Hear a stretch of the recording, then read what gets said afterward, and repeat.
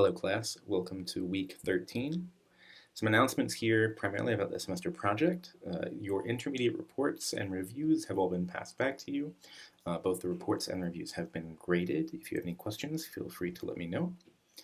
Next week, though, is your virtual presentation. So this is the second to last element of your semester project. In your virtual presentation, I expect you to record a presentation by you and your team covering these 5 points. What is the problem that you want to work on? What are the actionable insights you want to pull out? And where does the data that you're going to use come from? What are the primary contributions of your project? What were the key ideas of your approach? Are you using clustering in a particular way? Are you using network analysis in some particular way? What kind of techniques did you use from the class? And then overall, what did you learn? Not just about the insights, but what did you learn about data mining or data science in general? The evaluation for this presentation comes in two pieces. There is a student form of the evaluation and an instructor form of the evaluation.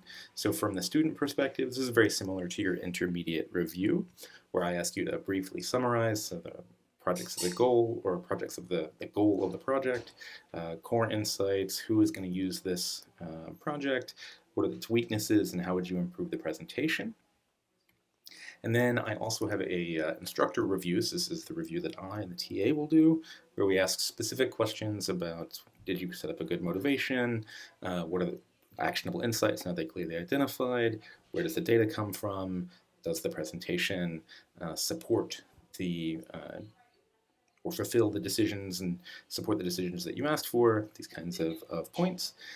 For your actual recording of it, so I assume that you have opportunities or have good familiarity with recording presentations at this point in time following a couple of years of COVID. If you have questions about your virtual presentations or how to do them, by all means you can reach out to me. There's some resources for this on Elms with this PDF about using Zoom to record presentations. That makes it particularly easy. I use QuickTime on my Mac and do screen recordings. So it's a relatively straightforward process. If you have questions about it, if you have concerns about being able to do the virtual presentation, please let me know. The idea, though, is you can upload those presentations to Elms, and then I'll distribute them for evaluation among your fellow students. For assignment 5, this is the last module assignment for the course that's due next week. But remember, the final or all module assignments need to be done by May 12th. That's really the deadline here. For the assignment 5, there are 5 main, or a few main steps. The standard one, find data that's relevant to your interest and questions. You want to convert that data into a matrix of rows identifying the elements and columns identifying the features, and then some Y vector that has labels or scores that you want to recover. And then use some, or determine whether you're going to do classification or regression using the data that you have, and choose some appropriate model for your task. So there are a bunch of models for classification and regression, some of which we've talked about: k-nearest neighbors, naive Bayes, linear regression, logistic regression. All those are available to you, as are all the other ones in scikit-learn. You can check that out. So choose some model that you want to use, split your data into some test-trained set, and then fit your model. So this is a general process for doing classification and regression. In sklearn, where once you've initialized your model, you call .fit on your data matrix and your outcome vector, and then use that model to predict the classes or scores that you want for your testing data and compare against your actual testing data.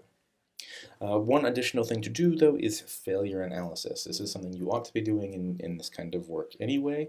I want you to go to the output of your predicted, the output of your model predictions, and identify 5 samples that were identified incorrectly. Maybe these are samples who have scores that are very far away from their actual scores in a regression model, or samples that just got the incorrect class in a classification case, and then try and understand and describe what went wrong in those 5 samples. Why do you think your model scored them incorrectly?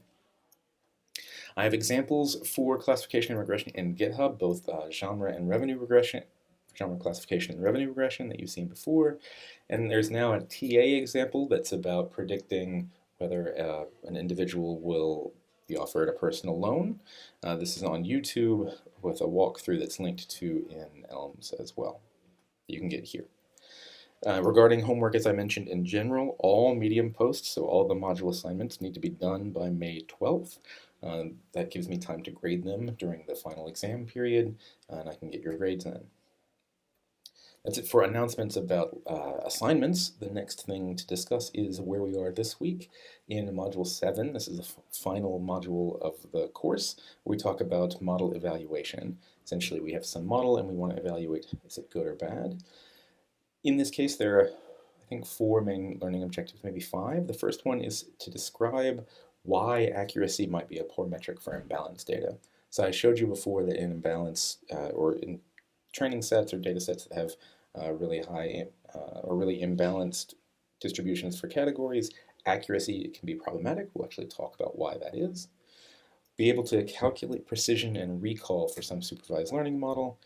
Differentiate different kinds of averaging when we're talking about multi-class evaluation. So what does it mean to calculate the macro versus the micro average accuracy, precision, or recall here? And then use k-fold cross-validation to estimate average performance. So we'll talk about why the test-train split approach is not necessarily a great approach if we want to do model comparison, and k-fold cross-validation tends to be a better, more robust method for this process. So those are the 4 learning objectives for this module. And then next week, since it's the last week of the semester, the only real thing you have to do is your virtual presentation. So that needs to be done and submitted on Elms by next week. And then also soon thereafter, all your Medium posts need to be submitted. That's it for announcements for this week. If you have any questions, feel free to reach out, come to my office hours, or post online.